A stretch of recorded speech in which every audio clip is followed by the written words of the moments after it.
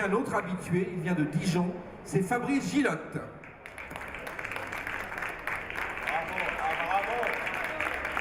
Alors, vous êtes un habitué, ça fait combien de fois que vous recevez un award? C'est la 4e. Vous s'habitue ou est-ce que chaque fois c'est un plaisir nouveau? Non, non, j'aime pas m'habituer aux choses, donc c'est toujours un réel plaisir et un réel honneur de recevoir cet award et je suis absolument pas blasé. Donc vous allez continuer. Et on vous en parle dans votre boutique à Dijon?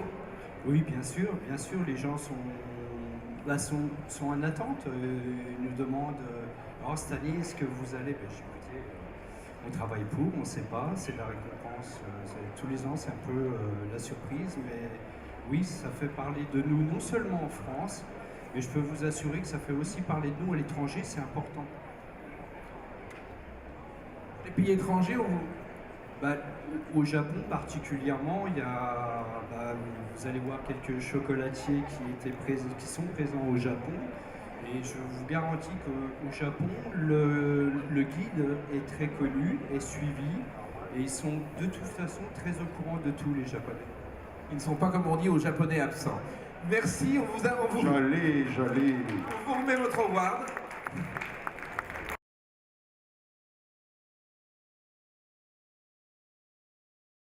Quelqu'un aussi qu'on aime beaucoup, on l'a vu débuter et depuis il ne nous déçoit pas, au contraire, et c'est un élève de Robert Lynx à qui on rend hommage dans ce salon de chocolat, c'est Pascal Legac. Ah, les chouchous, hein.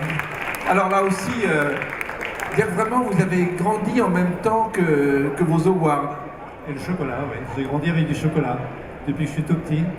Ça fait bientôt, je ne sais pas combien, je ne vais pas dire combien de temps, combien d'années, mais très longtemps que je travaille avec le chocolat et c'est un bonheur. Et on peut travailler, renouveler le chocolat en permanence?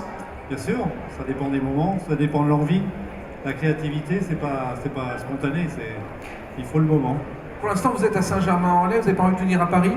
Si, bien sûr, Paris, j'adore. Mais c'est une autre étape, j'attends le moment. Je vais attendre vraiment un petit peu encore. En tout cas, c'est votre, je ne sais plus combienième award, le 3e ou 4e, et vous êtes un des chouchous du panel, qui à chaque fois vous déguste à l'aveugle, donc on ne sait pas qui vous êtes, et quand on voit les notes, on dit « Ah oui, c'est lui, c'est Pascal Legac, hein, Alain ?» Oui, mais alors tous ces chocolats sont bons. Quand je regardais les fiches de dégustation, c'est difficile de dire quel est le meilleur. Hein. Il y a partout marqué « Excellent, excellent », et je demande souvent au panel de mettre le meilleur chocolat que le panel pense trouver. Et là, tout est bon. Eh bien, on vous remet un award au nom de cette excellence. Qui... écoutez, on va accueillir ici un autre, alors là, on ne peut plus habitué, vous le connaissez forcément. Je sais que c'est un dieu vivant au Japon, c'est notre ami Jean-Paul Evin.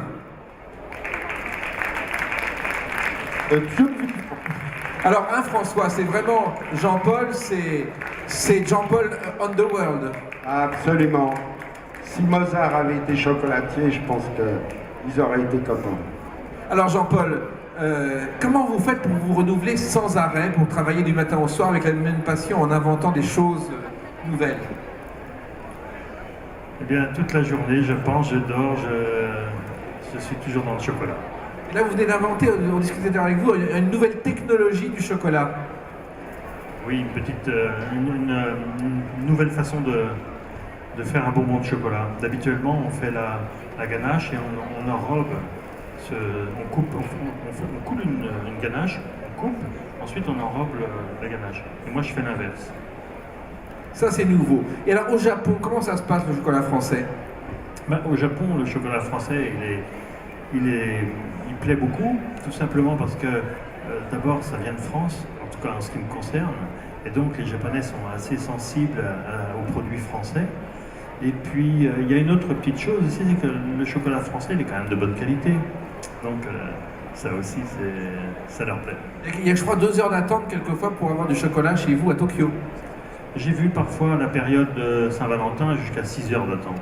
6 heures d'attente devant la boutique pour avoir du chocolat. Mais écoutez, il n'y aura pas 6 heures d'attente, mais quelques secondes pour vous remettre un award. Bravo Jean-Paul Evin.